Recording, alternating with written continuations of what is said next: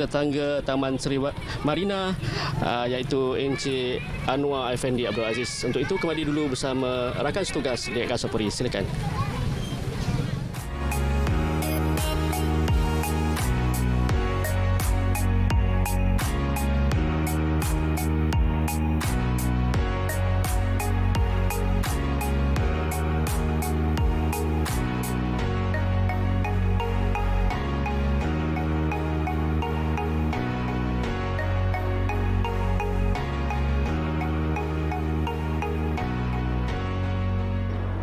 Baiklah, selamat kembali para penonton semua di Selamat Pagi Malaysia, dan seterusnya kita juga ingin berkongsi kepada anda semua berkenaan dengan wanita dan dunia maritim. Kalau kita lihat sekarang ini di dunia maritim, iaitu ketahanan wanita hanya melibatkan wanita hanyalah 2% penglibatan wanita dalam peringkat global, dan ini antara isu yang cukup membimbangkan kita semua. Jadi untuk hari ini kita akan kongsikan apa lagi antara cabaran-cabaran lain yang daripada pihak maritim, iaitu yang memerlukan sebenarnya wanita ini untuk memperkasakan lagi wanita di dalam maritim. Baiklah, dan seterusnya kita juga ingin berkongsi pada anda bersama dengan saya untuk hari ini Dr. Izian Munirah Muhammad Zaidin selaku pensyarah kanan Fakulti Pengajian Maritim FPM Universiti Malaysia Terengganu UMT. Assalamualaikum Doktor. Assalamualaikum warahmatullahi. Khabar Doktor? Alhamdulillah sihat. Alhamdulillah sihat. Ya. Alhamdulillah. Baiklah Doktor, kalau saya lihat tadi statistik wanita hanyalah 2%, dan ini bukan peringkat ini peringkat global Doktor. Ya, betul. Jadi maksudnya kesemuanya kalau kita lihat kan secara global, ia adalah satu jumlah yang sangat kecil. Dan juga apa antara cabaran lain iaitu berkenaan dengan wanita dan juga maritim. Silakan. Okey, pertamanya terima kasih kepada pihak RTM kerana menjemput saya untuk bersiaran pada hari ini. Okey, menjawab kepada persoalan daripada Sofia tadi, diakui wanita dalam maritim, dalam dunia maritim ini dia punya peratusan sangat kecil, iaitu bawah pada 2% sebenarnya. Tak sampai 2% di peringkat global. Dan untuk pelaut wanita sebenarnya komposisinya hanyalah 1.2% daripada keseluruhan tenaga kerja maritim. Dan apa yang membawa kepada keadaan ini ialah kerana pertamanya ialah masyarakat masih stereotype bahawa bidang maritim ini sebenarnya masih simbolik dan sinonim dengan kaum lelaki sebenarnya. Dan masih didominasi untuk kaum lelaki. Namun dari tahun ke tahun IMO, iaitu Pertubuhan Maritim Antarabangsa, telah melakukan beberapa usaha untuk memperkenalkan wanita untuk menyertai dunia maritim ini. Dan seawal tahun 1988 IMO telah melaksanakan agenda gender, iaitu membuka pintu kepada golongan wanita atau golongan hawa ini untuk menyertai bidang maritim. Dan sekarang masuk ke dekad keempat yang terbaru, IMO telah melalui perhimpunannya telah menggazetkan 18 Mei setiap tahun sebagai Hari Wanita Maritim Sedunia. Wow. Ya, dan pertama kali disambut pada tahun ini 2022. Okey. Ya. Dan Malaysia sebagai negara anggota untuk IMO, kita juga menyambut yang sambutan dibuat pada 18 Mei lepas di Intercontinental Hotel, dianjurkan oleh Kementerian Pengangkutan Malaysia dibantu oleh MyWima, dan juga Wista telah berjaya menghimpunkan lebih 100 wanita dalam industri maritim negara. Dan ini merupakan saya rasa satu pencapaian dan satu langkah yang baik untuk menggalakkan penyertaan wanita dalam dunia maritim ini. Ya, betul. Sebenarnya kalau kita lihat, walaupun ialah kita lihat secara luarannya adalah maritim, tapi sebenarnya banyak bidang-bidang yang lain di bawah maritim itu, bukanlah maksudnya bahagian operasi sahaja. Dan antara lain mungkin juga Dr. boleh kongsikan dunia maritim yang majoritinya adalah lelaki, seperti mana yang kita tahu masih lagi ketahanan wanita. Dan juga apakah antara ialah perkara yang boleh menyumbang kepada berlakunya senario ini? Adakah satu ialah seperti mana kita tahu stereotip yang berada di setiap orang ataupun masyarakat yang menyebabkan wanita tidak join maritim? Ya, okey. Sebenarnya saya rasa pada pendapat saya, pendedahan atau exposure, galakan dan juga lebih promosi sebenarnya, bahawa bidang maritim ini bukanlah tertakluk kepada pelayaran atau yang berkaitan dengan operasi sahaja. Kita juga ada di peringkat pengurusan sumber manusia, kewangan, dan bidang maritim ini tidaklah tertakluk pada perkapalan sahaja. Kita juga ada sektor pelabuhan, dan juga pelancongan pun dikira adalah sebagai satu sektor dalam maritim sebenarnya. Dan sebenarnya dari tahun ke tahun sehingga 2015 di mana PBB iaitu Pertubuhan Bangsa-Bangsa Bersatu telah menggerakkan agenda 2030 dan melalui matlamat pembangunan Lestari 5 iaitu kesesamaan gender telah membawa wanita ke hadapan untuk bersama-sama seiring sebaris dengan lelaki dalam karier. Dan dalam konteks maritim ini dari tahun ke tahun saya melihat beberapa perubahan atau di mana kita telah ada dalam negara kita ikon wanita dalam industri maritim, iaitu contohnya kita ada Komander Maritim Dr. Suzana Razali Chan dari Agensi Pengurusan Maritim Malaysia yang diangkat di peringkat antarabangsa sebagai ikon cari lamat.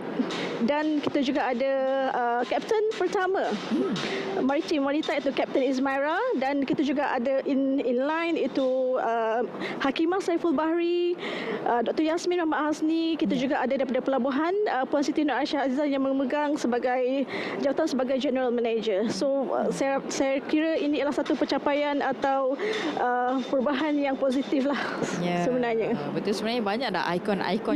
Cuma kan? saya rasa keterlihatan, the visibility itu sangat penting untuk membawa semua ikon yang boleh katakan berjaya di peringkat nasional dan juga international untuk ke hadapan dan untuk menjadi sumber inspirasi kepada wanita-wanita di luar sana. Itu yang sangat penting lah bagi saya. Itu dia. Dan bagaimana pula pendapat doktor lah berkenaan dengan stereotip yang berada di dalam masyarakat? Ialah bila melibatkan operasi dan sebagainya hanya dikhususkan kepada lelaki sahaja. Tapi sebenarnya wanita pun tidak kurang hebatnya. Maksudnya boleh menguruskan juga mungkin dari segi bahagian kewangan, kan, pentadbiran dan sebagainya. Tetapi masih boleh berdiri sebaris bersama dengan para lelaki.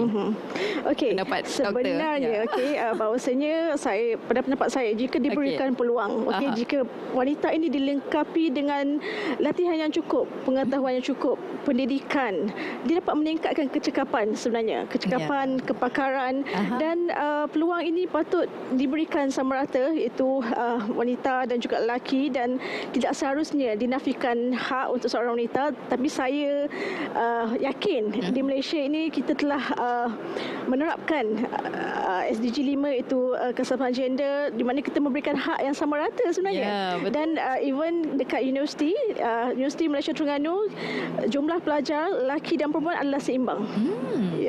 Dan Universiti Malaysia Terengganu ada beberapa program yang berkaitan dengan maritim, dan yang istimewanya Universiti Malaysia Terengganu hanyalah salah satu universiti awam yang menawarkan kepelbagaian bidang dalam maritim ini. Contohnya sarjana muda operasi maritim, sarjana muda pengurusan maritim, sarjana muda sains nautika dan pengetahuan maritim. Dan ini memang sangat membanggakan lah sebenarnya.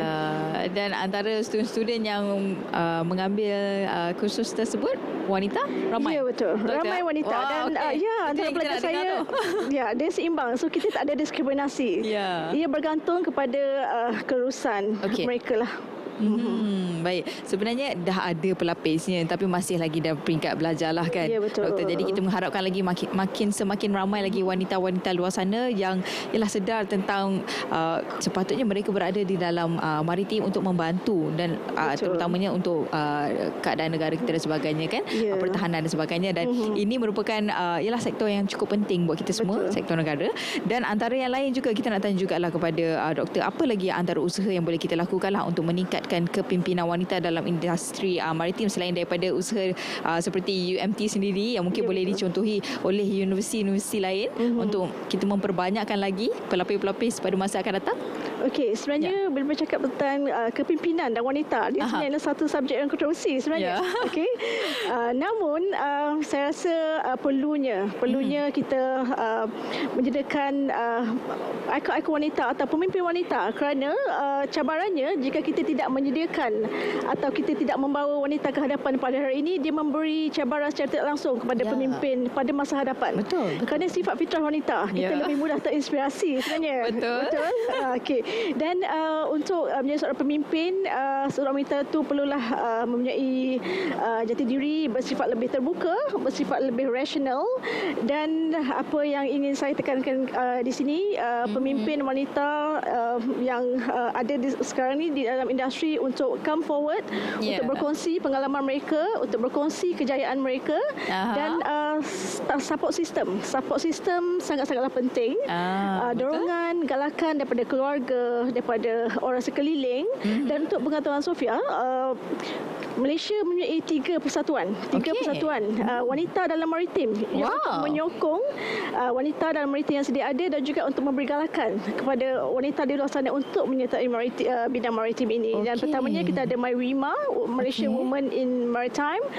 Keduanya WILAT, Women in Logistics and Transport, di bawah The Chartered Institute of Logistics and Transport Malaysia. Dan yang baru dilancarkan pada 18 Mei hari itu ialah Women in Shipping and Trade, WISTA Malaysia. So ketiga-tiga persatuan ini sangat aktif menggerakkan wanita dalam bidang maritim negara. Wah, itu dia, sebenarnya dah ada persatuan ya. 3 persatuan yang penting yang akan menggerakkan wanita dalam bidang maritim ini sendiri. Dan antara yang lain iaitu kalau kita lihat usaha-usaha universiti itu juga cukup penting buat kita semua untuk memastikan generasi ataupun pelapis akan datang. Baik, antara yang lain juga mungkin doktor boleh kongsilah juga antara langkah yang boleh diambil untuk kita meningkatkan keterlibatan wanita untuk mengetengahkan pemimpin wanita dalam industri maritim. Selain daripada usaha tadi, kita dah ada 3 persatuan dan juga peringkat universiti tadi. Sebenarnya kejayaan seorang wanita itu haruslah bermula dari diri sendiri. The intention semuanya bermula dari sendiri. So all the external factors tu is another thing. Tapi saya menyuruh dan saya ingin membawa semua wanita untuk kita mempunyai satu tekad dan azam untuk berjaya dalam karier kita, untuk berdiri teguh bersama dengan yang lain dalam barisan lelaki. Dan apa yang penting, kita kena percaya dengan kebolehan diri kita sendiri. Itu yang paling penting, azam dan tekad. Dan usaha yang telah dilakukan oleh IMO contohnya menyediakan Maritime CEO, iaitu Accelerator Program untuk leadership atau kepimpinan wanita. Dan mereka menaja wanita maritim dari negara anggota untuk mengikuti program mereka secara percuma. Dan dia sangat berprestij, dan ini adalah antara usaha-usaha yang dilakukan untuk menggerakkan wanita untuk bergerak lebih ke hadapan, dilengkapi dengan kecekapan, kepakaran. Dan juga sebenarnya bila kita mempunyai program sebegini, dia akan meningkatkan keyakinan diri kita lah. Itu yang paling penting. Betul. Saya suka cara doktor menyampaikan maklumat tu. Kalau kita tengok, ini antara contoh yang baiklah daripada pensyarakanan UMT sendiri ataupun daripada FPM sendiri kan. Jadi ini antara contohnya. Jadi bagi anda yang berminat boleh juga menyertai, iaitu bidang ini cukup penting untuk kita semua, iaitu berkenaan dengan pertahanan kan. Ekonomi dunia disokong oleh maritim. Angkutan maritim, benar-benar 85% sebenarnya disokong oleh maritim, dan ia bersifat tiada sempadan. Don't let the sky be your limit. Itu yang paling penting. Itu dia, saya suka kata-kata doktor. Baik doktor, mungkin ada sikitlah kata-kata daripada doktor sendiri kepada mereka di luar sana, khususnya kepada anak-anak muda, untuk keterlibatan wanita dalam bidang maritim ini, khususnya sekarang ini. Dan juga mungkin kalau lelaki ada yang nak join pun tak salah juga doktor kan. Tapi kalau boleh kita menyeru kaum-kaum hawa ni untuk bersama-sama melibatkan diri anda dalam maritim. Untuk belia di luar sana atau adik-adik yang lepasan SPM, saya mengajak anda semua untuk menceburi bidang maritim ini, kerana bidang maritim ini menjanjikan masa depan yang sangat cerah sebenarnya. Walaupun kurang exposure atau inilah sebenarnya untuk bidang maritim ini, tapi jika diamati dengan kesinambungan dunia maritim ini dengan ekonomi dunia, dan memang apabila mereka menamatkan pengajian, sama ada dari sudut pengurusan atau operasi, mereka telah dijanjikan dengan pekerjaan. Dan untuk pengetahuan Sofia, graduate employability atau keboleh pasaran graduan dalam bidang maritim ini menghampiri 100%. Ini bermakna apabila mereka menamatkan pengajian, sudah tersedia pekerjaan untuk mereka sebenarnya. Itu dia satu lagi, saya kira bonus lah kepada kita kan. Bonus. Dah ada pekerja yang tetap untuk anda. Hanya perlu menceburkan diri dalam bidang tersebut, bidang maritim saja. kerja dah tunggu anda selepas tamatnya pengajian, masya-Allah. Pilihan di tangan anda. Jadi hari ini kita kena buat pilihan yang bijak lah kan, betul, doktor sebab kan? kita perlu membuat kajian sebenarnya. Untuk saya menasihatkan untuk yang pelajar yang ingin memilih laluan kerjaya untuk membuat sedikit research berkenaan dengan pasaran kerja. Itu sangat penting. Betul. Sebab sekarang ni kita nak mencari kerja yang memerlukan kita kan. Bukan lambatkan guru-guru yang menganggur. Betul. Tetapi So sangat penting untuk guru-guru, ibu bapa untuk membantu pelajar-pelajar ini yang lepasan SPM untuk memilih laluan kerjaya. Itu dia. Terima kasih saya ucapkan kepada Dr. Izzian Munirah Muhammad Zaidin selaku pensyarah kanan Fakulti Pengajian Maritim FPM Universiti Malaysia Terengganu. Terima kasih banyak doktor. Sama-sama. Rasa banyak lagi soalan nak tanya ni, tapi nampaknya masa dah sangat mencemburui kita. Terima kasih banyak doktor. InsyaAllah akan datang. InsyaAllah. Baiklah, dan seterusnya kita juga ingin mengetahui